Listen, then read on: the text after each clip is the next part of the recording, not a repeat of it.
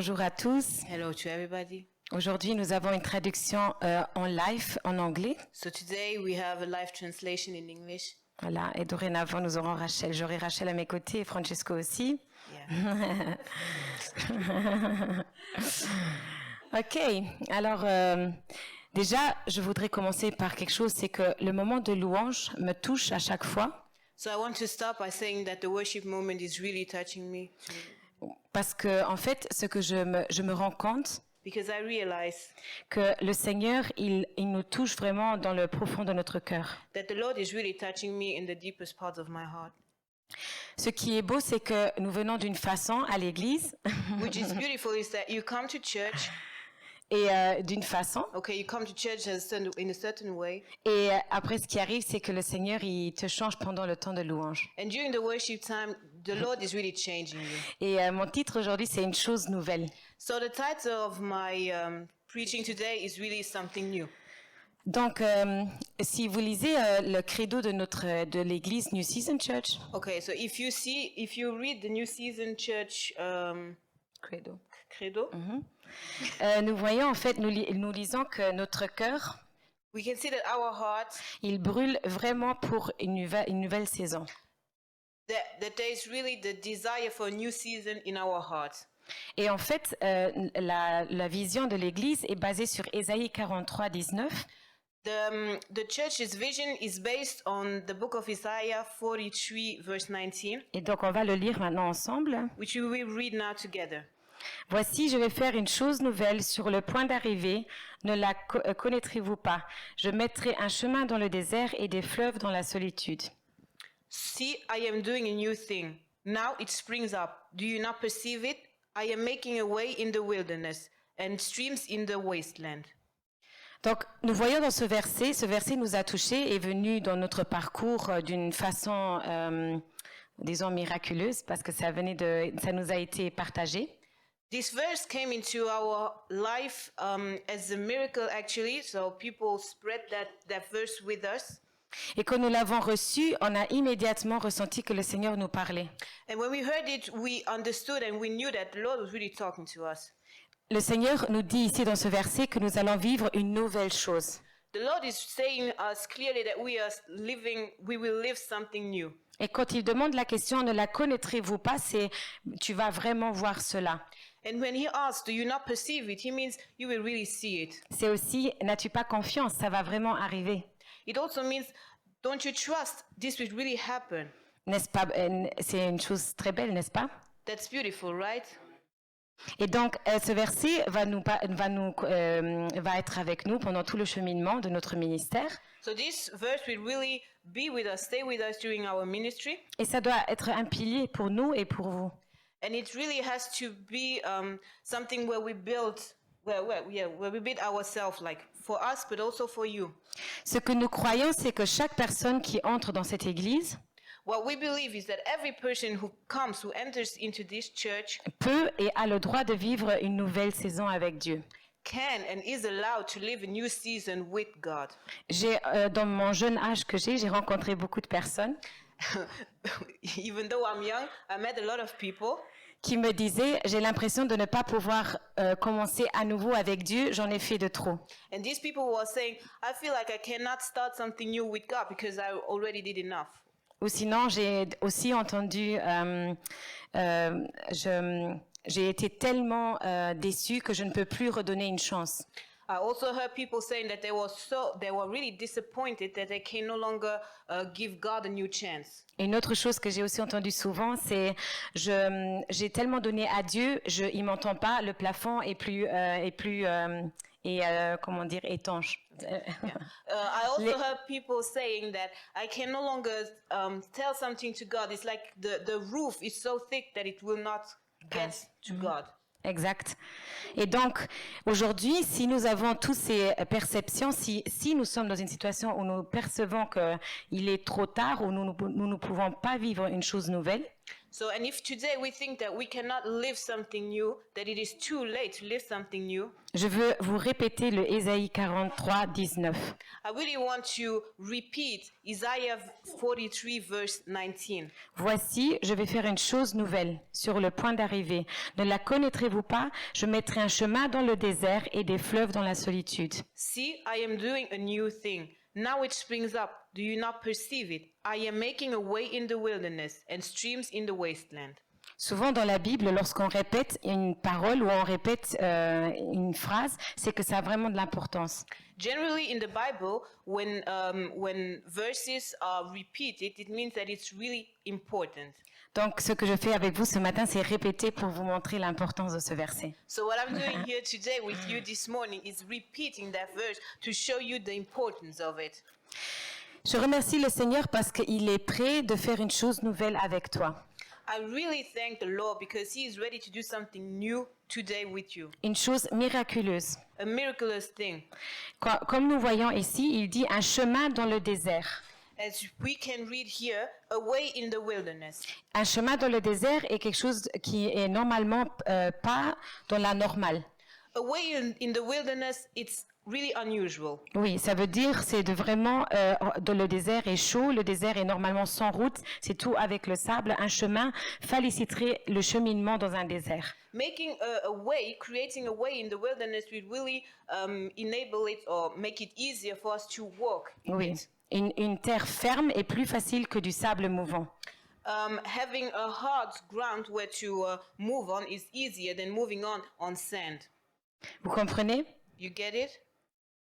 Donc on remercie le Seigneur car il nous donne vraiment de l'espoir pour le futur. So we really thank the Lord because He's giving us hope for our future. Puis il dit des fleuves dans la solitude. Then He's talking about streams in the wasteland. Et là, c'est en fait, ça parle que c'est difficile de trouver de l'eau dans certaines parts du monde.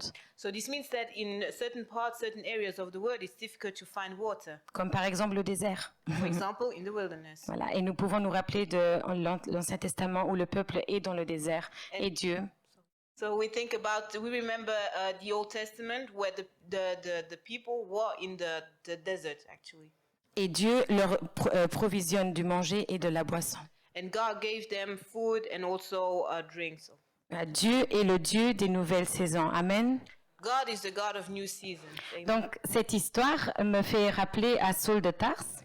So this story really reminds me of the history of Saul. Et donc aujourd'hui je voudrais vous parler de quelqu'un qui a vraiment vécu une nouvelle saison. And today I want to share with you about someone who really lived that new season. Nous allons lire Actes 9 de 1 à 20. So we're going to read Acts chapter 9 verses 1 to 20. Cependant, Saul, respirant encore la menace et le meurtre contre les disciples du Seigneur, se rendit chez les souverains sacrificateurs et lui demanda des lettres pour les synagogues de Damas, afin que, s'il trouvait des partisans de la nouvelle doctrine, hommes ou femmes, il les amenât liés à Jérusalem. Comme il était en chemin et qu'il approchait de Damas, tout à coup, une lumière venant du ciel resplendit autour de lui. Il tomba par terre et il entendit une voix qui lui disait « Saul, Saul, pourquoi me persécutes-tu » Il répondit « Qui es-tu, Seigneur » Et le Seigneur dit « Je suis Jésus qui tu persécutes. Il te serait dur de regimber contre les égayants. » Tremblant et saisi d'effroi, il dit « Seigneur, que veux-tu que je fasse ?» Et le Seigneur lui dit « Lève-toi, entre dans la ville et on te dira ce que tu dois faire. » Les hommes qui l'accompagnaient demeurent stupéfaits. Ils entendaient bien la voix, mais ils ne voyaient personne. Saul se releva de terre et quoique ses yeux fussent ouverts, il ne voyait rien. On le prit par la main et on le conduisit à Damas. Il resta 3 jours sans voir, il ne mangea ni but. Or, il y avait à Damas un disciple nommé Ananias. Le Seigneur lui dit, dans une vision, « Ananias » il répondit, « Me voici, Seigneur. » Et le Seigneur lui dit, « Lève-toi, va dans la rue qu'on appelle la droite, et cherche dans la maison de Judas a nommé Saul de Tarse, car il prit, il a vu en vision un homme du nom d'Ananias qui entrait et qui lui imposait les mains afin qu'il recouvre la vue. Ananias répondit, « Seigneur, j'ai appris de plusieurs personnes tous les maux que cet homme a fait à tes saints dans Jérusalem.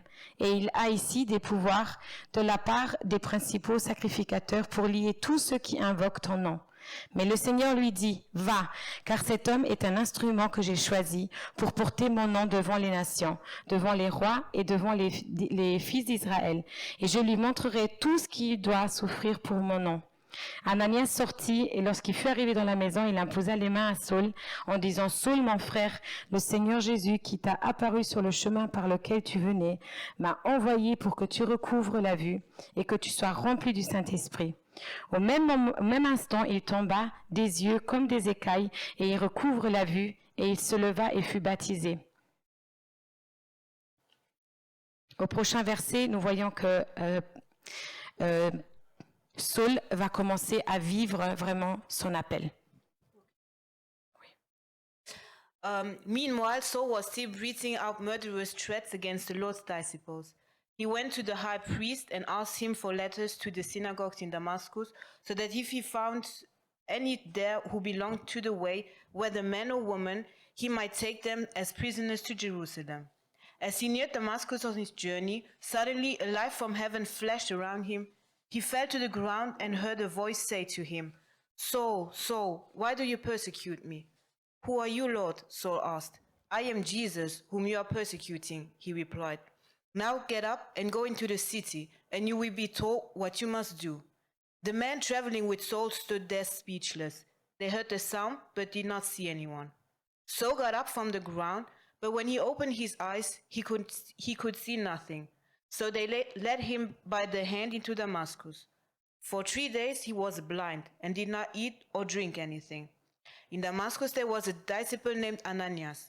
The Lord called him in a vision. "Ananias." "Yes, Lord," he answered.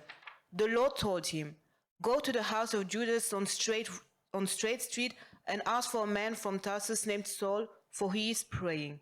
In a vision he has seen a man named Ananias come and place his hands on him to restore his sight." "Lord," Ananias answered, "I have heard many reports about this man and all the harm he has done to your holy people in Jerusalem. And he has come here with authority from the chief priests to arrest all who call on your name."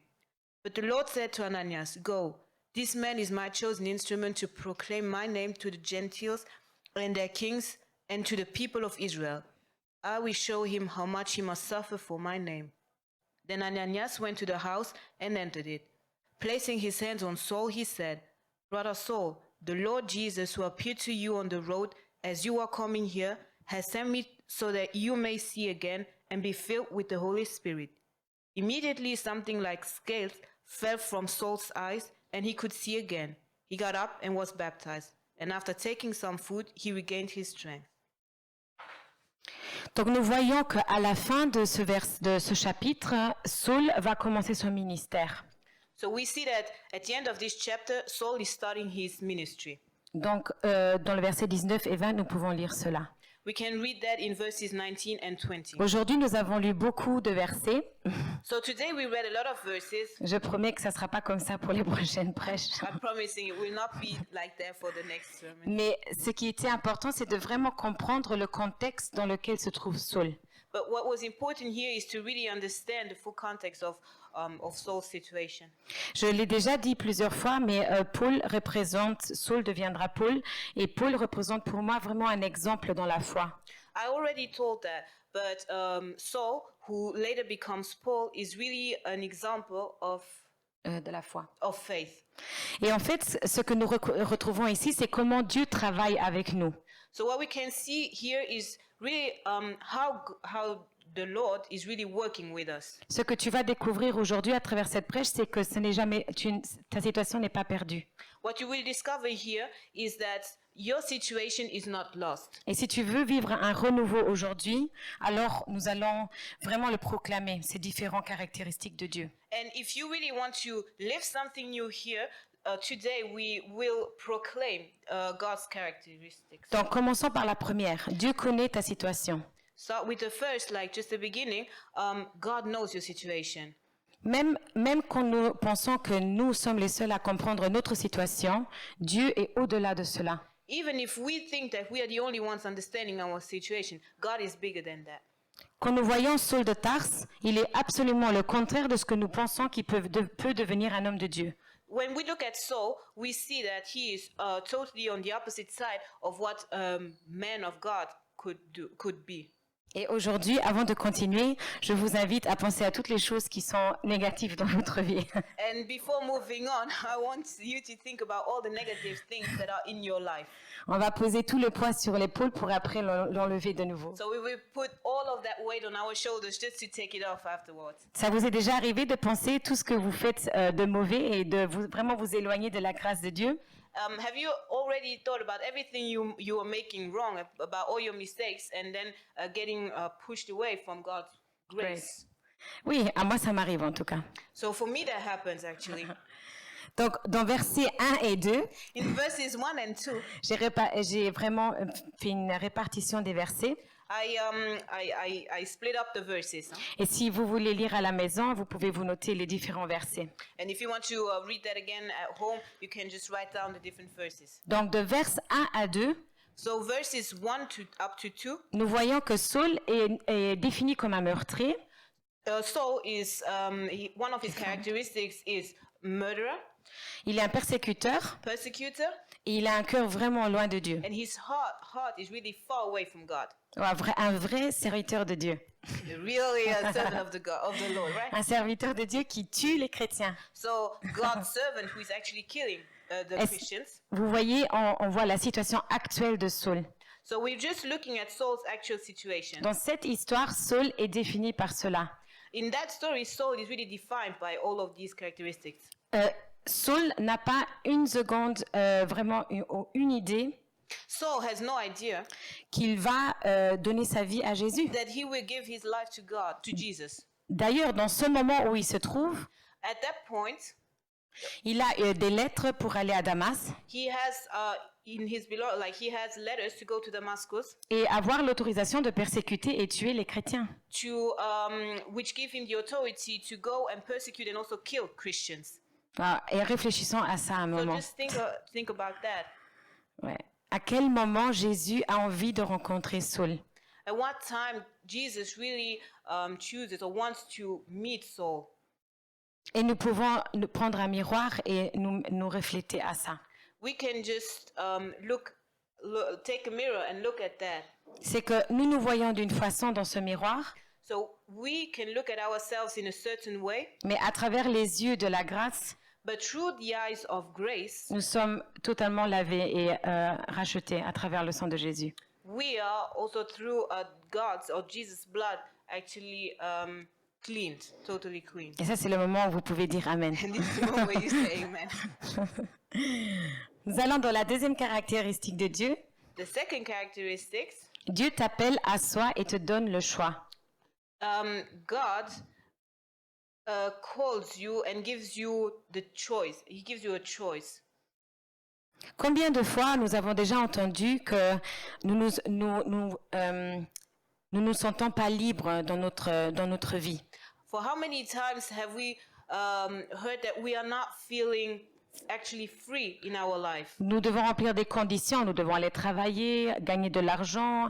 Tout est réglé avec des règles. Okay, we have obligations. We have to earn money. We have to go to work, etc. Je le remarque chez Alessandro qui me dit pourquoi je dois étudier. I see that with Alessandro. He's saying like, why do I have to go to school? Et ma réponse est tu as intérêt d'étudier. And I'm like, you better do good in school. Pour pouvoir avoir un futur, il y a des règles. Donc on va à l'école, on se prépare et tout est réglé vraiment dans notre vie. If you want a bright future, there are certain rules that you have to obey, actually. Mais nous avons une liberté. But you have freedom. We have freedom. La vraie liberté vient de Jésus. The true freedom comes from Jesus. La liberté de choisir comment vivre notre vie. Freedom to choose how to live our life. Saul avait pris son choix. Saul took a decision. Saul mettait beaucoup d'emphasis et d'efforts Saul really put a lot of effort apprendre les lettres, to take the letters, aller dans le désert, faire tout le cheminement, to go and on this long journey, aller jusqu'à Damas, go to Damascus et avec la vision de donner les lettres pour tuer les chrétiens. with the idea of giving those authority letters to kill the Christians. S'il n'avait pas pris un choix, alors je ne sais pas qu'est-ce qu'il a pris. If he did not decide something there, I don't know what he did. Parce que ce qu'on voit chez Saul, en fait, c'est que Saul est vraiment déterminé de faire ce qu'il a choisi de faire. So Saul was really determined to do to fulfill what he decided. Il arrive dans notre vie de faire des choix, comme tout le monde. So in our lives, we take decisions, Et puis Dieu vient et boum, il change la direction. and then God comes and he just changes the direction. Donc, nous voyons ici du verset de 3 à 9. In verses 3 up to 9, On va plus le lire, je vous donne des extraits. we won't read it. I'm just showing you. I'm just giving you some extracts. Donc, Dieu se montre en lumière, God shows himself in the light. la lumière du monde. Amen. He's the light of the world, right? Puis il entend la voix, Saul entend sa voix. Then the voice, Saul hears actually God's voice. C'est l'identité, il se fait reconnaître. So, Dieu lui parle. so God is really talking to Saul. He's showing his identity to him. Et nous savons que le langage est l'élément le plus important pour une bonne communication. And we know that language is actually the most important tool for a good communication. Saul répond à Dieu, à Jésus, il lui dit Seigneur. Saul answers back to Jesus saying, Lord. C'est quand même bizarre. That's strange. Il l'appelle Seigneur. He calls him Lord. Pourquoi il ne demande pas qui es-tu? Why didn't he just simply say, who are you? Il demandera que veux-tu, Seigneur? So he's saying, what do you want, Lord? Donc il le connaît, il a déjà entendu parler de lui. So he knows who it is. He already heard about him. Mais qu'est-ce qui est arrivé dans le train-train de sa vie? But what happened? What changed in his life? Il a choisi de ne pas le suivre. He chose not to follow Jesus. Oui, qu'est-ce qui arrive lorsque nous savons que Jésus existe, What happens if we know that Jesus really exists, mais que nous choisissons de ne pas le suivre? but we decide not to follow him? Dans ce cas-là, Dieu se met vraiment au centre de sa vie. In this case, God really puts himself in the center of his life. Jésus se montre à ce moment-là et dit « Je suis là Jesus comes and says, here I am, or I am here. ». Amen. Amen. Moi, je trouve ça très très fort parce que on sait qu'on peut prendre des choix, mais Jésus va toujours revenir. So we can take decisions, but we know that Jesus will always come back. Le plus grand pécheur, vu qu'on aime bien catégoriser, The biggest sinner, as we like to categorize people, le plus grand pécheur, plus grave que nous, so the biggest sinner, even bigger than us, a le choix de se repentir et de continuer son cheminement avec Jésus. he has the opportunity to repent. Oui. Yeah, to repent and come back to Jesus. Quelle grâce, amen. What a grace. C'est beau de savoir qu'il nous donne le choix, mais il se montre aussi, il est là. It's beautiful to see that he gives us the choice and that he's there. Il nous appelle, amen. He calls us. Il Amen. t'appelle toi aujourd'hui. He calls you today. La troisième caractéristique, The third characteristic c'est que Dieu prend soin de toi. is that God cares for you. Versets de 10 à 14, Verses 10 up to 14, nous voyons que Dieu envoie Ananias. we see that God sends Ananias. Dieu nous envoie des personnes de notre vie. In our old daily life, God is sending us people. Il envoie Ananias pour aller prier pour lui. He sends Ananias to go and pray for Saul. Saul aura de nouveau la vue juste après la prière d'Ananias. So Saul recovers the seeing, just after seeing Ananias, after meeting Ananias. Yes. Dieu nous envoie des gens dans notre vie. God sends us people in our life. Je connais une personne qui me dit souvent, à chaque fois que j'ai un problème, tu m'appelles. I know a person who says usually when I have a problem, you call me. Saul est aveugle Saul is blind, et Dieu lui envoie une personne une person chrétienne, a Christian, celle censée être persécutée par Saul. the ones who Saul was actually persecuting. On pourrait faire une prêche sur Ananias, ça sera pour une prochaine fois. La foi de Ananias mise en action est énorme. So we could also just make an entire sermon, an entire preaching on Ananias and his faith was really impressive. Mais nous concentrons sur Saul. Saul est béni à travers un frère. But here we will just focus on Saul who is blessed through a brother. Ananias va ouvrir le ministère de Saul. Ananias is the one opening Saul's ministry. Et Dieu lui le dit. And God tells him, C'est un grand homme de Dieu, ça deviendra un grand serviteur. he will be a great servant of the Lord. Dieu a vu plus loin que les péchés de Saul. God saw higher and bigger than Saul's péché, sins. Ce qui est beau, c'est que Dieu prend soin de toi. So what's beautiful is that God cares for you. Il connaît ton futur. He knows your future. Il connaît le vrai sentiment de ton cœur. He knows the true feelings of your heart. Et avec ceci, il t'utilise là où il peut. And with that, he is really using you where he can. La notion de utiliser n'est pas négative. Ce n'est pas utiliser et puis jeter, comme aujourd'hui, comme on connaît. When we talk about using, it's not negative. So it's not uses you and then he throws you away, like we talk about using today. Ce n'est pas comme tout ce qu'on utilise, non, on le prend et on le jette. It's not like today we use something and then when we've done, we just throw it away. Ce qui arrive, c'est que Dieu veut vraiment t'utiliser pour bénir toi-même et les autres. What God wants is really using you to bless yourself, but also the others. Dieu veut un renouveau dans ta vie. God wants something new in your life. Personnellement, Personally, je m'imagine et j'ai vraiment la vision dans mon cœur de toujours devenir mieux avec le Seigneur. I imagine and I have this vision within me, in my heart, to always getting better with God. Il ne s'agit pas de de vivre dans le perfectionnisme, It's not living in perfection, mais il s'agit que de cheminement de la sainteté. but it's the way to sanctify. Oui, sanctification. Yeah. En fait, je vois vraiment que le Seigneur veut que nous approchons à lui. I see that God really wants us to get closer to him. Dieu l'appelle, il veut que Saul devienne meilleur. God calls Saul. He wants Saul to become better. Saul va devenir un des piliers du Nouveau Testament. Saul will really become a pillar, Yeah. pillar of the Old Testament. Et si nous avons le Nouveau Testament aujourd'hui, c'est la majorité des livres, c'est parce que Paul l'a écrit. And most of the books of the Old Testament, of the New Testament, have been written by Paul. Saul. Oui, Saul qui deviendra Paul. Exact. On peut commencer à l'appeler Paul parce qu'on est proche de la conversion. Yeah, we can start calling him Paul because, yeah. Ce qui est beau, c'est que Paul jouera un grand rôle. So Paul will really play an important role. Et si aujourd'hui tu te mets à sa place, dis-toi que tu joueras un grand rôle. And if today you are putting yourself in Paul's shoes, tell yourself that you will play an important role. Dans les petits commencements, In the small beginnings, comme dans les grands commencements, just as in the big beginnings, Dieu est capable de faire quelque chose de ta vie. God is able to do something out of your life. Ce que Dieu veut faire, c'est une nouvelle chose dans ta vie. God wants really to do something new in your life. Amen. Quand j'écrivais cette prêche, While I was writing this preaching, je me suis automotivée. I was really motivated by myself. Je me suis dit, je garde ça pour moi, j'ai pas besoin de prêcher dimanche. And I was like, okay, I'll just keep that for me. I won't preach it. I won't Et share je me that. suis dit, non, il faut pas être égoïste. And then I was like, no, don't be so selfish. Ceci est pour la New Season Church. That's Amen. really for the new season, church.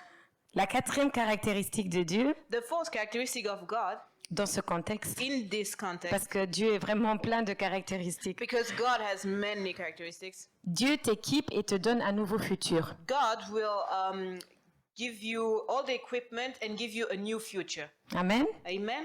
Est-ce que tu veux être équipé aujourd'hui? Do you want to be equipped today? Et j'aime bien le fait que Dieu équipe. And I like the fact that God is really equipping. Bien, c'est juste. Moi et Francesco et moi, Francesco and me, souvent on parle du fait du désir d'équiper les personnes qui rentrent dans cette église. we are very often talking about the fact that we want to equip the people who are entering our church. C'est un désir ardent. That's really a burning desire. Nous avons aussi été équipés et nous le serons encore. We have been equipped and we will be even more equipped. Et quand je parle d'équiper, c'est pas que nous devons passer 24 heures à lire la Bible, And when I'm talking about equipping, I'm not saying that we have to be reading the Bible 24/7.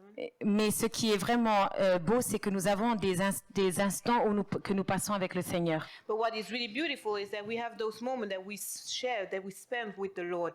Et Saul, dans la situation actuelle où il est aveugle jusqu'à ce qu'Ananias arrive, est quelqu'un qui n'a pas passé de temps avec Dieu. And Saul, while he was blind before Ananias came, he was somebody who never actually spent time with God. Il ne parlait pas avec Dieu et il ne parlait pas de Dieu. He was not talking to God and he was not talking about God. Il était totalement contre. He was just against God. Jésus n'était pas le Messie. Jesus was not the Messiah. Jésus n'était pas ressuscité pour lui. Jesus was not resurrected for Jésus him. n'avait aucune importance. Jesus was not important. Et aujourd'hui, nous prêchons le contraire. Amen. And today we are here sharing and preaching the opposite, right? Jésus est le centre de notre vie. Jesus is the center of our life. Donc Saul, une fois qu'il qu'il reçoit la vue, So once Saul sees again, il va commencer à évangéliser, à vivre le vrai ministère pour Dieu. he will start sharing the gospel and really living his ministry for Jesus. Lisons ensemble le verset 15. Okay, in verse 15, we can read that together. Mais le Seigneur lui dit, « Va, car cet homme est un instrument que j'ai choisi pour porter mon nom devant les nations, devant les rois et devant les fils d'Israël. » But the Lord said to Ananias, Go, this man is my chosen instrument to proclaim my name to the Gentiles and their kings and to the people of Israel. Waouh! Wow. Ça, c'est le futur et l'équipement que Dieu donne à Paul. That's the future and the equipment that God is giving to Paul. Paul va être vraiment un pilier, comme je disais au début. Paul will be a pillar, like I said in the beginning. Et Paul va prêcher Jésus-Christ. And Paul will really preach Jesus Christ. Et des gens vont venir à Jésus. And people will come to Jesus. Et il va être part du ministère des églises, des ouvertures des églises. He will be a part of the ministry of the opening churches. Il va aussi faire des voyages missionnaires. He will take part in missionary Missions. missions. Il va écrire des lettres, il va être en contact avec des églises. He will be in touch with churches, writing them letters. Il va équiper des leaders. He will equip leaders. Et c'est vraiment la vision de l'église New Season Church. And this is really New Season Church's vision. Et ça devrait être la vision de chaque église. Amen. And this should be actually the vision of every church. Amen. Et nous savons qu'à partir de dimanche prochain, nous venons ici à l'église. And we know that starting next week, we come here in the church. Et nous savons que Dieu nous a choisis And we know that God has chosen us et que nous pouvons le choisir, and that we can choose qu'il connaît notre situation actuelle, that He knows our current situation, qu'il nous laisse le choix, that He gives us the choice, il prend soin de nous, that He cares for us, il veut nous équiper et nous donner un nouveau futur. that He wants to equip us and give us a new future. Amen. Est-ce que tu veux un nouveau futur avec le Seigneur? So do you want something new with God? Amen. Donc, ma prêche touche à sa fin, So here the preaching is coming to an end. mais je vais vous laisser avec un encouragement. But I really want to encourage you. C'est que lorsque nous allons à la maison ce soir ou aujourd'hui, If we go home today, c'est que nous mettons vraiment cette mission de vivre le Seigneur chaque jour. he said we really decide to live Jesus every day. Sincèrement, avec le temps, j'ai pu apprendre With the time, I started to realize qu'il ne s'agit pas de la quantité, that it's not the amount that counts, mais vraiment la qualité. but the quality that Parce counts. que Saul se trouve dans le désert, Because Saul is in the desert, il a 0% de temps avec Dieu, he has zero time with God, mais en une seconde, tout change. but within 1 second, everything changes. Parce que c'était une rencontre de qualité. Because the encounter was a quality encounter. Amen. Pendant que nous chantons, So while we sing, nous pouvons vraiment faire une analyse de notre vie et vraiment nous dire, oui, Dieu m'a choisi. we can really analyze our life and say, yes, Il y a une God nouvelle chose saison me. qui m'attend. There is a new season waiting for me. Amen. Amen.